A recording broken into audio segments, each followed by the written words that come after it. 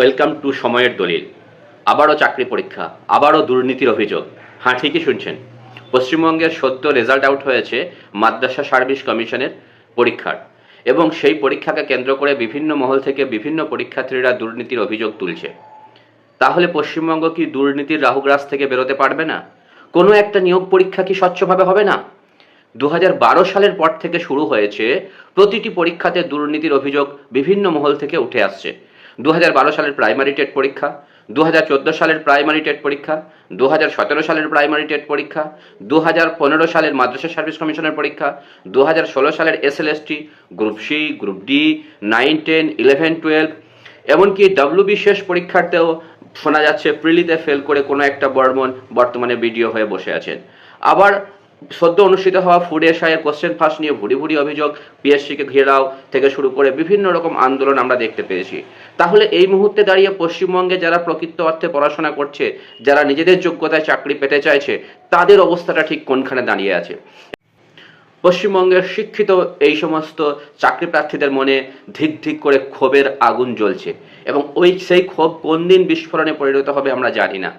তো আমরা আজকে আলোচনা করব মাদ্রাসা সার্ভিস কমিশনের পরীক্ষা নিয়ে এবং সেই রেজাল্ট নিয়ে। সেই রেজাল্টের পরিপ্রেক্ষিতে কেস হতে চলেছে। যদি কেস হয়, তাহলে যারা ইন্টারভিউতে ডাক পেয়েছেন তাদের ইন্টারভিউ কি কতদূর হবে, কি হবে, সে নিয়ে একটা প্রশ্ন চিহ্নের মুখে দাঁড়িয়ে পড়েছে। তো দেখুন মাদ্রাসা সার্ভিস কমিশনের পরীক্ষা অনুষ্ঠিত হয়েছিল 2024 সালের 3রা মার্চ, এবং এখানে 4টে ক্যাটাগরি ছিল: প্রাইমারি, আপার প্রাইমারি, 9, 10, 11, 12। সমস্ত ব্যাপারগুলোকে নিয়ে আমি আলোচনা করব। কোন কোন ক্ষেত্রে দুর্নীতির অভিযোগ, কিভাবে দুর্নীতির অভিযোগ, সবগুলোকে নিয়ে আজকে আমি এখানে আলোচনা করব। প্রায় 10 বছর, মানে 9 বছর সামথিং, 9 বছর পরে মাদ্রাসা সার্ভিস কমিশনের পরীক্ষা হয়েছে, এবং মাদ্রাসা সার্ভিস কমিশনের 9 বছর পরে পরীক্ষার পরেও মাত্র 1729টি ভ্যাকেন্সি দেওয়া হয়েছিল। সেই ভ্যাকেন্সির পরিপ্রেক্ষিতে বিভিন্ন মহল থেকে ক্ষোভের সঞ্চার হয়। কারণ এই মুহূর্তে বিভিন্ন মাদ্রাসাগুলোর দিকে যদি আমরা তাকাই, তাহলে দেখতে পাবো কোনো একটা মাদ্রাসাতেও ঠিকঠাক সমস্ত বিষয়ের শিক্ষক শিক্ষিকা মহাশয় নেই, এবং স্বাভাবিকভাবে পঠন পাঠনের হ্যাম্পার হচ্ছে। তাই সংখ্যালঘু যে সমস্ত মানুষ আছে এবং সংখ্যাগুরু যারা মাদ্রাসাতে তাদের ছেলে মেয়েদেরকে পড়তে পাঠান, অর্থাৎ মাদ্রাসা এই সময় এই পরিপ্রেক্ষিতে আমি বলে রাখি, মাদ্রাসা মানে যে সমস্ত শুধুমাত্র অ্যারাবিক শিক্ষা হয় সেরকম নয়। মাদ্রাসা মানে আমাদের স্কুল শিক্ষারই একটা উইংস, যেখানে শুধু এক্সট্রা সাবজেক্ট হিসাবে একটা অ্যারাবিক সাবজেক্ট পড়তে হয়। বাকি সমস্ত আমরা যেগুলো স্কুলে পড়ি সেই রকমই সমস্ত কিছু পড়ানো হয়। সেখানে সমস্ত সম্প্রদায়ের মানুষ শিক্ষকতা করতে পারেন, সমস্ত সম্প্রদায়ের ছেলেমেয়েরা পড়াশোনা করতে পারেন, এবং এগুলি পশ্চিমবঙ্গ সরকারের স্পন্সর। পশ্চিমবঙ্গ সরকার এই সমস্ত মাদ্রাসাগুলোকে স্পন্সর করে, শুধু নামটায় স্কুলের পরিবর্তে মাদ্রাসা দেওয়া হয়েছে।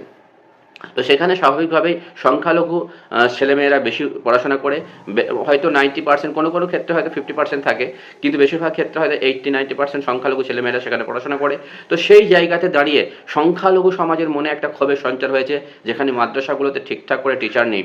শোনা যাচ্ছে মাদ্রাসাগুলোতে ঠিকঠাক শিক্ষকের অভাবে পঠন পাঠন হচ্ছে না। সেখানে এই মাত্র কয়েকটা সিট দিয়েছে, 1729টা সিট দিয়ে 9 বছর পরে একটা পরীক্ষা হচ্ছে।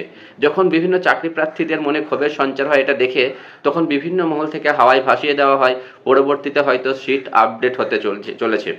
কিন্তু সিট আপডেটের কোনো গল্প আমরা দেখতে পাই না, অর্থাৎ রেজাল্ট আউট হওয়ার পরেও সিট আপডেট হয় না। সেই গল্পটা শুধুমাত্র হাওয়াতে ভাসিয়ে দিয়েছিল, যাতে করে পরীক্ষার্থীদের যে ক্ষোভের সঞ্চার হয়েছে সেই ক্ষোভটাকে প্রশমিত করার জন্য।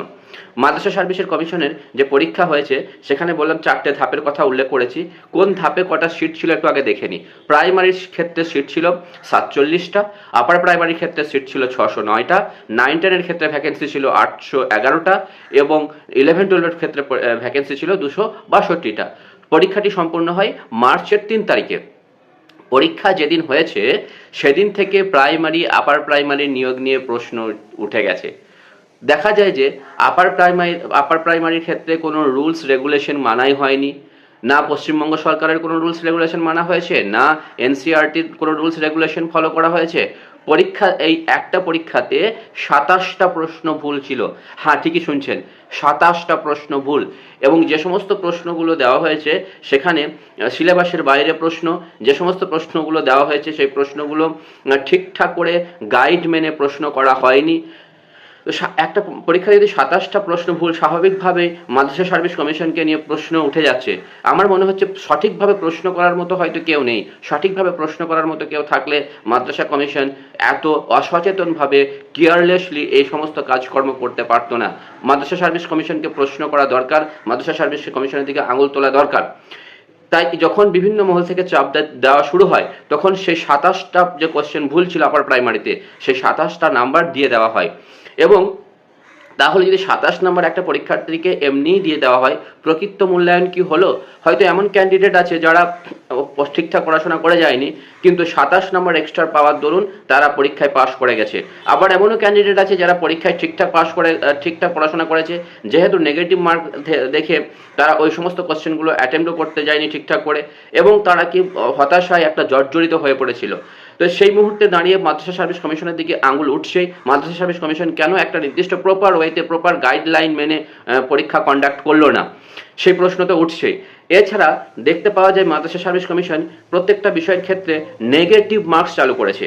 যদি আমরা শিক্ষক নিয়োগের বিভিন্ন মহলে দেখি, বিভিন্ন স্টেটের পরীক্ষাগুলোতে দেখি, আমাদের পশ্চিমবঙ্গ যে সমস্ত স্কুল সার্ভিস কমিশন যে পরীক্ষা নেই, সেখানেও কোনো নেগেটিভ মার্ক থাকে না, কিন্তু মাদ্রাসা সার্ভিস কমিশনে নেগেটিভ মার্ক রেখেছিল। এবং নেগেটিভ মার্কটা পরীক্ষার যে পরিমাণ নাম্বার 1/3 বা 1/4 নয়, যে পরিমাণ নাম্বার তারা ক্যারি করছিল সেই পরিমাণ কি করেছে, নেগেটিভ মার্ক রেখেছে। তাহলে এখানে প্রশ্ন উঠে যাচ্ছে, মাদ্রাসা সার্ভিস কমিশন কি স্কুল সার্ভিসের থেকেও আলাদা কিছু ভাবে? এ সমস্ত প্রশ্ন তো উঠেই যাচ্ছে। এরপরে আমরা আলোচনা করব, পরীক্ষা শুরু হওয়ার 15 দিন আগে থেকে বিভিন্ন মহল থেকে গুঞ্জন শোনা যায় যে 9, 10, 11, 12 প্রশ্নপত্র বিক্রি হচ্ছে। হ্যাঁ, শোনা যায় এরকম। পরীক্ষার আগে থেকে 15 দিন আগে থেকে আমি শুনতে পাচ্ছিলাম, এবং বলা হচ্ছিল 11, 12 ক্ষেত্রে 18 লাখ টাকা দিলে আগে হোয়াটসঅ্যাপে কোশ্চেন পৌঁছে যাবে। 9, 10 ক্ষেত্রে বলা হচ্ছিল যে 12 লাখ টাকা লাগবে। তো এই প্রাথমিক অবস্থায় আমাদের বিশ্বাস হয়নি। প্রাথমিক অবস্থায় মনে হয়েছিল যে রাজ্য সরকার SLST 2016কে নিয়ে এমনভাবে জর্জরিত, এমনভাবে CBI ED হলো, তারপরে হয়তো দুর্নীতি করার সাহস পাবে না। কিন্তু কেই বা জানতো যে কোনো একটা দুর্নীতি আরো অর্গানাইজড ওয়েতে করার কারো পরিকল্পনা আছে কিনা। তো সেই সমস্ত ব্যাপারগুলো পরীক্ষার্থীদের মাথায় তখন উঠে এসেছিল। পরবর্তীকালে যখন মাদ্রাসা সার্ভিস কমিশন আনসার কি প্রকাশ করে, আনসার কি প্রকাশ করার সাথে সাথে দেখা যায় যে প্রাথমিক আনসার কিতে অনেক ভুল ছিল, এবং মাদ্রাসা সার্ভিস কমিশন তাদের যে সমস্ত ফিডব্যাক সাবমিট করার অপশন দিয়েছিল, সেখানে অনেকেই ভুলের ফিডব্যাক দিয়েছিল। তারপরে প্রেক্ষিতে ফাইনাল আনসার কি প্রকাশ করা হয়। কিন্তু ফাইনাল আনসার কি এর ক্ষেত্রেও বিভিন্ন প্রশ্নের, বিভিন্ন সাবজেক্টের ক্ষেত্রে বিভিন্ন প্রশ্নের ভুল আছে বলে শোনা যাচ্ছে। অবশেষে মাদ্রাসা সার্ভিস কমিশন ফাইনাল যে আনসার কি দিয়েছিল তার পরিপ্রেক্ষিতে 21শে ডিসেম্বর রেজাল্ট পাবলিশ করে ঠিকই, কিন্তু রেজাল্ট পাবলিশ করার সময় কোনো কাট অফ মার্কস দেওয়া হয়নি। এক্ষেত্রে কোনো পরীক্ষার্থীরা বুঝতে পারছেন না তারা কত নাম্বার পেয়েছে, অথচ নির্দিষ্ট একটা নাম্বার পাওয়ার পরেও কেন তারা দাগ পেল না। কারণ যেহেতু কাট অফ মার্কস দেওয়া হয়নি, সেহেতু কি অবস্থায় দাঁড়িয়ে আছে, কত কাট অফ গেল, কারা ডাক পেল, কেন ডাক পেল, সে সমস্ত কিছুই নির্দিষ্ট করে পরীক্ষার্থীরা বুঝতে পারছেন না। অনেকেই প্রশ্ন করছেন, কাট অফ মার্কস যেহেতু দেওয়া হয়নি, তাহলে কি কোনো এখানে কারচুপির গন্ধ আছে? এই সমস্ত প্রশ্নগুলো পরীক্ষার্থীদের মনে ঘুরছে, এবং তারা এবং কিছু যেহেতু ফাইনাল আনসার কি কিছু সাবজেক্টের ভুল আনসার আছে, এবং সেই সমস্ত বিষয়গুলো নিয়ে অনেকেই হাইকোর্টের দ্বারস্থ হতে যাচ্ছে। তো হাইকোর্টের দ্বারস্থ হওয়া মানেই একটা নিয়োগ পরীক্ষা দীর্ঘদিন ধরে পিছিয়ে যাওয়া। দীর্ঘ 9 বছর পরে পরীক্ষা হলো, কারণ এখনো একটা পরীক্ষা যেটা 2015 সালে হয়েছিল, সেই রকম গ্রুপ ডি এর পরীক্ষা মাদ্রাসা সার্ভিস কমিশন নিয়েছিল, সেই পরীক্ষার এখনো রেজাল্ট বের করে রিক্রুটমেন্ট প্রসেস সম্পন্ন করতে পারেনি। এই পরীক্ষাটাও যদি একই রকম করে অবস্থা হয়, আবার যদি কোর্ট কেস হয়, তাহলে রিক্রুটমেন্ট কবে হবে, মাদ্রাসাগুলোর অবস্থা কি হবে, যে সমস্ত শিক্ষার্থীরা সেখানে শিক্ষা গ্রহণ করছে তাদের অবস্থা কি হবে, যে সমস্ত চাকরি প্রার্থীরা যারা পড়াশোনা করে একটা চাকরির জন্য দিনরাত এক করে পরিশ্রম করে যাচ্ছেন তাদের অবস্থা কি হবে, সেই সমস্ত প্রশ্ন বিভিন্ন জায়গা থেকে উঠছে। দেখুন, একটা কোর্টের দ্বারস্থ হওয়া মানে প্রসেস খুব শর্ট প্রসেস নয়। সেখানে সিঙ্গেল বেঞ্চ আছে, ডিভিশন বেঞ্চ আছে, আর তারপরে আবার রায় না বসালে সুপ্রিম কোর্টের সিঙ্গেল বেঞ্চ, সুপ্রিম কোর্টের ডিভিশন বেঞ্চ, প্রধান বিচারপতি, এরকম করে একটা প্রসেস দীর্ঘদিন ধরে কেস চলতেই থাকে। কোর্টে আমরা জানি কোর্টে দ্বারস্থ হতে গেলে কত দীর্ঘসূত্রী কাজ হয়ে থাকে। এবং তারপরেও প্রশ্ন আসে, যারা বেকার ছেলে মেয়ে যারা বাধ্য হয়ে কোর্টের দ্বারস্থ হতে যাচ্ছে, তাদের যে ফিনান্সিয়াল অবস্থা সেটাও একটা বড় প্রশ্নচিহ্নের মুখে দাঁড়িয়ে পড়ে, কারণ তারা ওই পর্যন্ত হয়তো কেস চালিয়ে নিয়ে যেতে পারে না। সেক্ষেত্রে তাদেরকে মাঝপথেই সমস্ত ছেড়ে দিতে বাধ্য হয় এবং সেক্ষেত্রে হয়তো সরকারেরই ফায়দা হয়। তো এই পরিস্থিতিতে দাঁড়িয়ে প্রশ্ন তোলা যায়, প্রশ্ন উঠছে, কেন এরকম প্রত্যেকটা পরীক্ষায় কেস হবে, কেন এরকমভাবে দুর্নীতি হবে? একটা পরীক্ষাও কি স্বচ্ছভাবে নেওয়া যায় না? একটা পরীক্ষাও কি ফ্রেশভাবে সরকার নিতে পারে না? এটাই কি সরকারের সদিচ্ছার অভাব? এই সমস্ত প্রশ্ন বিভিন্ন মহল থেকে উঠছে এবং উঠবে। আমরা প্রশ্ন করবই, আপনারাও প্রশ্ন করুন সরকারকে, আপনারা কমেন্ট করুন, যারা পরীক্ষা দিয়েছিলেন তারা কমেন্ট করুন, ভিডিওটা শেয়ার করুন, সরকারের কাছে পৌঁছাক এই সমস্ত কথাগুলো। আপনারা অবশ্যই সবাই একত্রিত হন এবং আওয়াজ তুলুন। ধন্যবাদ ভিডিওটা দেখার জন্য। আপনাদের মতামত অবশ্যই দেবেন। আমি আরও পরবর্তীতে এই সমস্ত ভিডিও নিয়ে আসব, সাথে থাকবেন। ভালো লাগলে অবশ্যই চ্যানেলটিকে সাবস্ক্রাইব করে নেবেন।